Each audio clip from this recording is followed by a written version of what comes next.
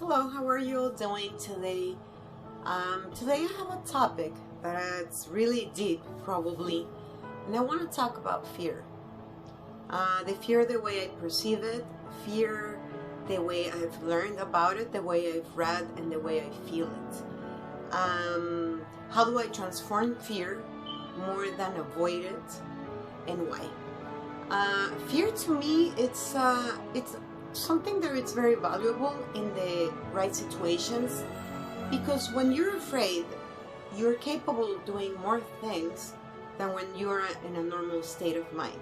For example, when you're in a physical danger, being afraid of someone chasing you, it's useful to your body, because then you're going to be able to run faster to get away from that predator or that danger that it's in question. So yeah, it can be useful. But sometimes fear can be paralyzing. Fear can be something that it's stopping us from having the life that we want. There is all kinds of fears. Actually, I'm talking about it because I'm going through it in many ways. And the way I can describe fear, just like Thomas was asking, is like, you can, in my case, I can feel the fear in my stomach or on my chest. When it's a fear to something that I'm about to do, it's more in my stomach. Like an action, like if I'm going to jump, or if I'm going to go scuba diving, or if I'm going to do something new. Physically, it's more in my stomach. And when I have a fear to something in my mind, for example, to talking to someone, fear to things that could happen, but they're in my mind, I feel this fear in my chest. It's some sort of pressure in my chest. That's how I would physically describe it. And the thing with fear is part of life. Right now I'm going through a lot of changes, just like many of us. And I am afraid. I am afraid to make decisions that are life-changing. I did lose my job after COVID. And I'm afraid of many things. I'm afraid for my health. I'm afraid of death. I'm afraid to keep creating and not doing it right. There's so many things that I could give you a long list of fears. But on the other side, I'm always looking for tools to not get rid of the fear, but to use it to my advantage. What I'm trying to say with this is that fear doesn't have to be avoided, but fear has to be transformed. I actually read a book that it's called The Stress of Life by Hans Sally. This is a very old book, but it's very resourceful for people who's ready to learn how fear can lead to stress and how it's related to physical illnesses on the long run. When it's sustained over time, the fear and the stress caused by it can actually lead to illnesses that are presented in a form of cancer, inflammations, and other things that you could appreciate if you read this book, or if you observe other people that has talked about what Hans Sally has studied over time. He's a doctor, a very, very good doctor. Well, he was a good doctor that went deep into this. With this being said, fear is something we have to understand and accept as part of life. Part of life, because life is not perfect, and if we're afraid every move we make, we're not going to be able to be alive. We're not going to be able to achieve our dreams, or even achieve an everyday living in a normal way, in a peaceful way. We got to accept that, and especially in these times of uncertainty, we have to be more conscious of how vulnerable we are.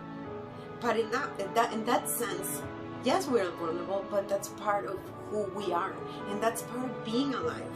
If you want to have everything for sure and take things for granted and be in a comfort zone forever, it's like being a zombie. It's just like not taking chances because you're afraid. Then what's the point of being in this journey of life? So I am also reading this book. Let's its name is Osho, I don't know if I'm saying it right, and it's about fear also. And in here, there are so many things, so many takes that I've taken advantage of. I can help myself with. And so, what I'm trying to tell you is, fear is part of life. If you're afraid of death, that's the only thing we have for certain. That's the only thing we need to come to terms in order to appreciate life the way we should. Because most people are always thinking on how they're gonna die, how their life is gonna end, and they lose and waste so much time thinking on how or why or taking care of themselves in a way that they only get stressed and they're not living, they're not enjoying. For example, with this pandemic, yes, we have to be very cautious about the dangers of it and the possibilities for our health to go wrong. But we cannot be living in fear. We cannot stop our lives just because there is a virus going on.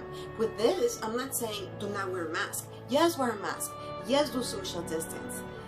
But you cannot stop connecting. You cannot stop your dreams from happening. Right now, for example, if your dream is to travel.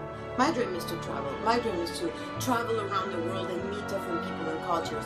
Right now, it's nearly impossible if I want to keep myself healthy. But, well, if I cannot travel, I'm going to do something else. I'm going to travel around by looking at videos, by reading, by talking to people, getting to know people that inspires me. We cannot stop life from happening. When it comes to make decisions, we need to step forward.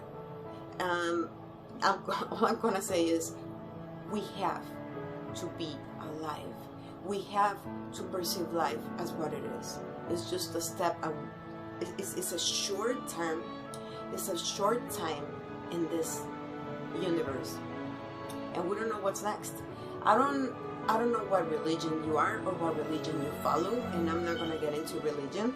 But if you're faithful, if you have faith in your heart to a higher power, or even if you don't, but you have faith into flowing with life, into knowing that whatever happens, it's going to happen for a reason, and you take that message as something to get you stronger and something to get you who you have to be, and start enjoying whatever part of life there is, even the not so positive things, even the negative things, the pain.